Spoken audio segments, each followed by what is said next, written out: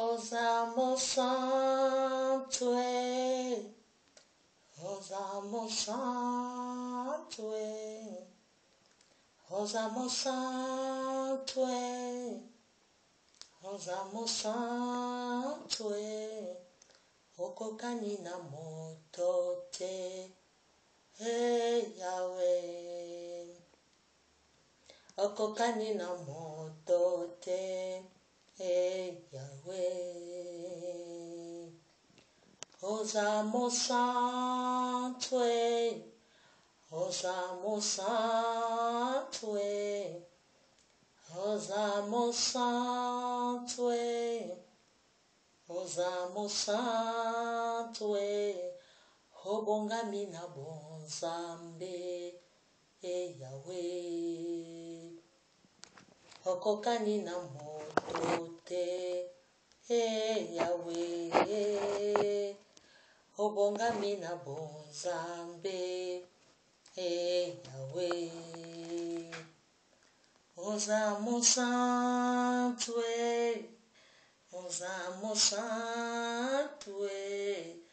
Osamo Santue, Osamo Santue, Okokani na motote, hey Yahweh, Obongami na bonzambe, hey Yahweh. Shalom bien-aimés dans le Seigneur, la méditation, la vision na poko na lopoto na partage to kubonde la. Père éternel, to bonde lio, to commission, to netoli kombo na to pamboli ki bo santu na yo, mo konji na ba konji mo kokisina bilaka. To tiki ngonga na pokwa o na maboko na nzambe, maloba na moto kome makufa me o ya yo kome mabomo, itika te loba na we me mabomo ina moko na kati na esika oyo. To bebisi nyonso ya bokesi na kombo na Yesu Masia, to eleve yo, Père éternel, yo ndekolo na nyonso, na bolingo pe na mawana o tindi aki biso liloba na yo. Liloba na yo to bengi Yesu Masia, o elata ki nzote kangola ki biso, tika ete liloba wana o epesa biso bomoi, epesa biso bomoi lelo na kombo na Yesu. Amen. Shalom encore une fois, bien-aimés dans le Seigneur. La méditation, la vision, la pompe, la lopoto, la partage, to koke des places, to suka ki to sito banda ki exode, to sito banda ki exode, to zozo bongo na exode na biso, to suka ki exode chapitre 2 verset 11, to za kotanga na kombo na Yesu. Un jour, Moïse, devenu adulte, alla voir ses frères de race. Il fit témoin de corvée qui leur était imposée. Soudain, il aperçut un Égyptien en train de frapper un de ses frères hébreux. Moïse regarda tout autour de lui, il ne vit personne. Alors il tua l'Égyptien et enfouit le corps dans le sable. Il revient le lendemain et trouva deux Hébreux en train de se battre. Il demanda à celui qui avait tort, pourquoi frappes-tu ton compatriote qui t'a nommé chef pour juger nos querelles? Répliqua l'homme. As-tu l'intention de me tuer comme tu as tué l'Égyptien? Voyant que l'affaire était connue, Moïse eut peur. Le pharaon lui-même en entendit parler et chercha à les faire mourir. Alors Moïse s'enfuit et alla réfugier dans le pays de Mandia. Là, il assit près d'un puits. Alléluia. Alléluia. Bien-aimé dans le Seigneur, dans la cassette précédente, Toyokaki Moïse, maman na ye, Moïse a botamaki na tango baza ko boma ba bébé abana mikie. Maman na ye azwaki ataki ye na mai. Azwaki ye ataki ye na kati ya couvert moko boye. Atie na kati ya mai. Alobi na Moïse, atie Moïse na kati ya mai, alobi na leki na ye, landa ndeko na yo, otala ti place nini ye akokende. Moïse entre na ye pa ya Pharaon, ezalaki na nzela na mai. Awa pe totangi message oto komi na suka, babi Moïse avandaki na puits. Tango akimaki Pharaon, avandaki na puits. Moïse, kombo wana bapesaki babi, parce que tu es tiré des eaux, okobenga makombo ya Moïse.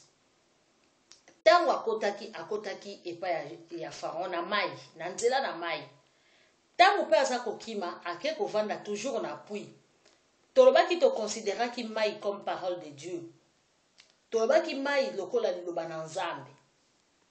Moïse tango akotaki na Egypte, alekaki na mai, azaki likolo na liloba na Nzambe. Tango pe aza kokima Pharaon, akendaki kovanda na pui. Na place batokaka mai.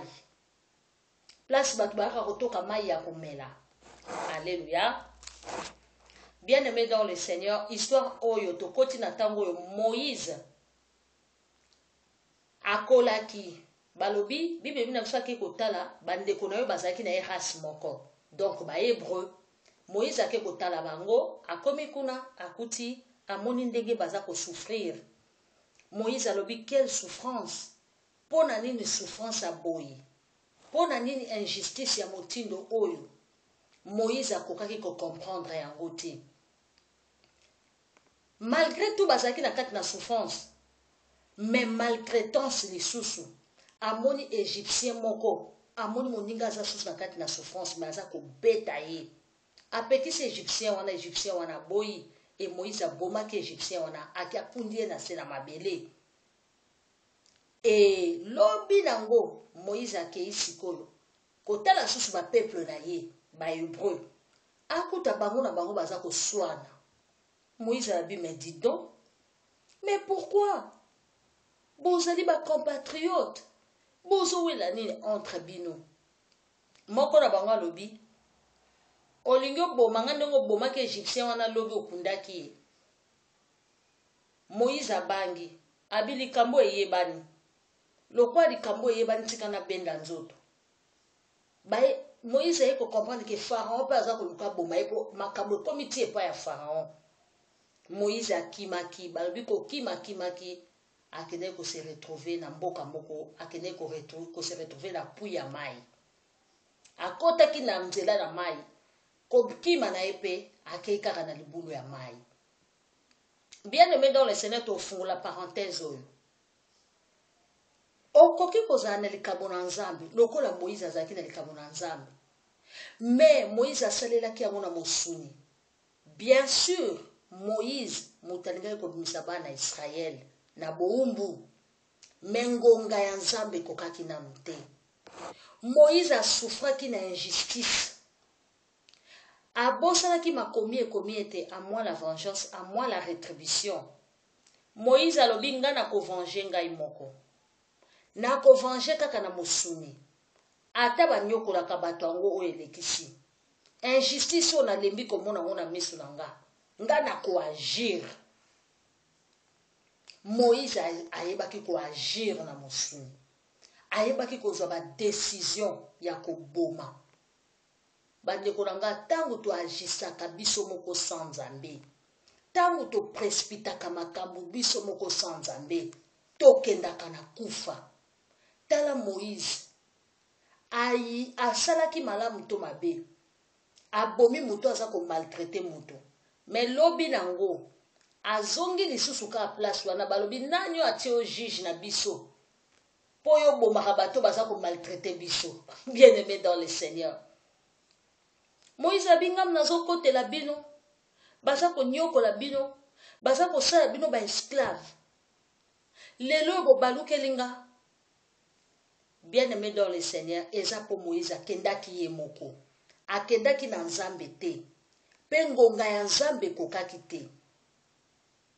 Eza peka lolenge ngai na yo na pokwa na lelo. Tosalaka makambo susu parce que toza fatigué. Pona nini baningaka babalaka. Pona nini baningaka balatela bango maputa.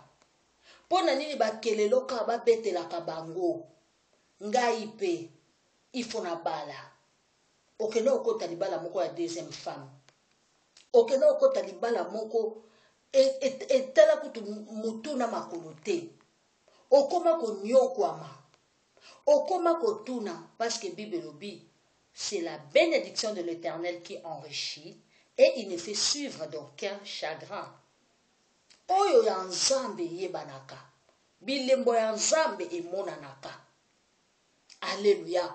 Moïse akendaki na mosuni ngonga na etango ekokaki te tomonaki Moïse akimaki Pharaon azongaki lisusu kose ressource na pui azongaki lisusu pembeni ya mai akotaki na mai asi alekaki nzela ya mai mais ifalaki Moïse azonga lisusu na liloba Moïse akende lisusu na liloba tango Moïse akutanaki na Nzambe mokolo apeli ya Nzambe yaki tokomona na bakasete oyo eza koya tokomona ke Moïse akokende liboso na Pharaon akobanga ata lisusu crime asalaki te pona koloba ete moto soki akutani na Nzambe makambo nyonso ya ye ekomaka lepase.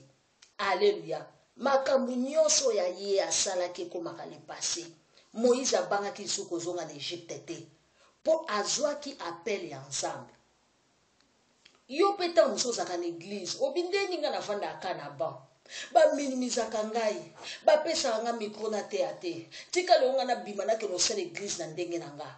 Eske ya solo oza pasteur ya solo oza moponami eske osi oyoki mongongo na Nzambe basini eza komonana bilembo eza komonana ke oza na likabo na Nzambe me mongongo ya Nzambe osi oyoki yango.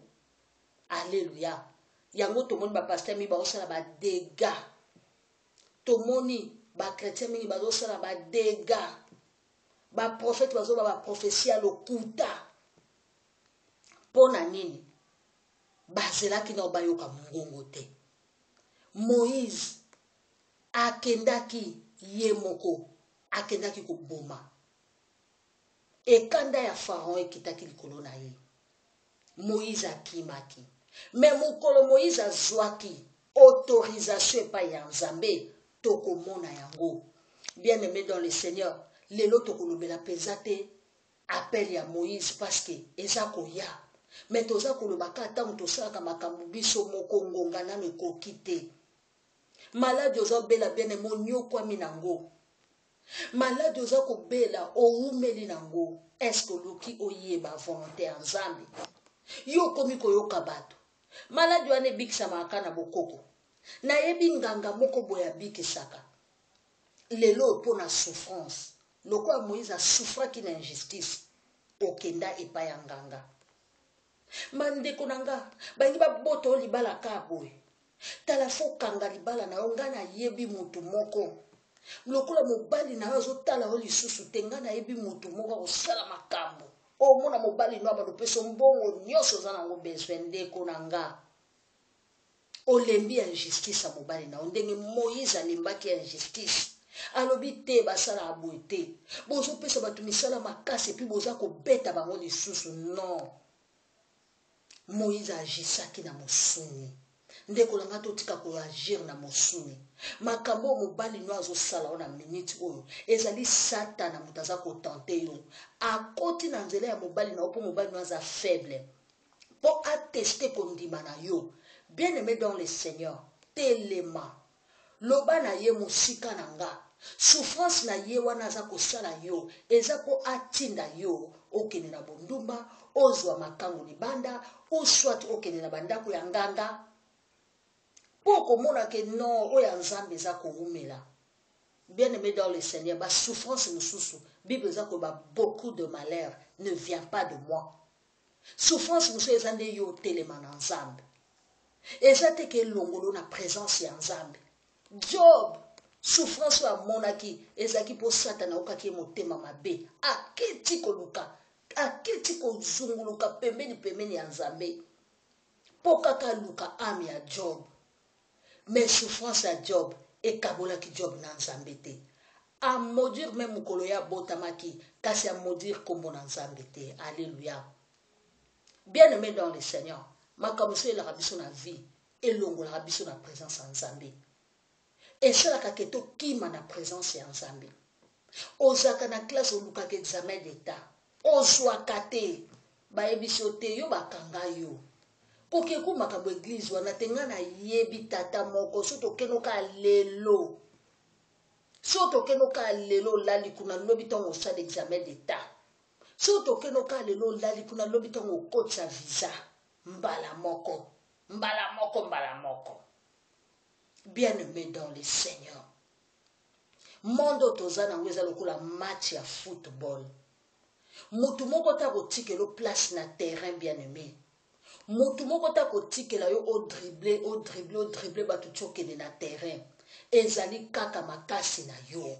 Yo faut se battre. Olobake non, nga na ko kanga bal, nga na ko chabi, na ko marquer. Ezali lokola match ya basket. Mutu moko ta kotikelo ballon po kende okcha na panier. Eza facilité. Oko kuta na ba embuscade, oko boaka ba passe. Ti yo kolonga. Bit na biso ezali to tia satana wo. Bit na biso ezali to tia satana wo biso to kota lola. Yango le but de jeu, yango but ya jeu. But ya jeu ezali to tia satana gol, to tia ye wo. Bien-aimé dans le Seigneur. Telema. Nayebi ke souffrance oyo satana za ko l'action na tango oyo. Injustice oyo yo za ko mona. Nayebi ke osi olembi yango. Mengana ko yebi so loko moko. Eza na mutu moko aza amona ki injustice na tous les sortes. Pe nzambe a permetaki yango. Mais mutu wana tikaki nzambe te. Balobi gloire na ye ya mibale elekaki même gloire ya liboso. Bana oya zalaki na bango balekaki même bana ya liboso. Bozwi oya komaki nango elekaki même bozwi ya liboso. Pe na assure tango Job akufaki ezalaki ka lola. Alléluia. Parce que Job amonaki lisusu te eloko ne ko kabole na nzambe. Bana ne bakufi bakaboli na nzambe te. Bozwi nyonso ekei nzoto komi na kopola. Ayebi na assure bozwi Job azwaki ya mbala mibale.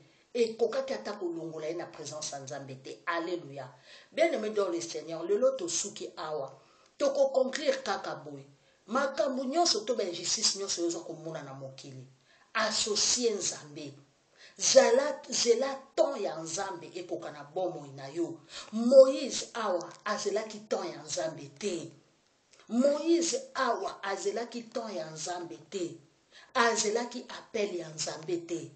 Alukaki kosala na musuni. Bible lobi toza kolite na musuni te. Toza kolite na makila te. Toza kolite na ba principauté, na molimo, na domination, na ba prince ya monde ya ténèbres. Yo koke na musuni mwasi azwi mobali na nga na ke kobundisa na okata epota.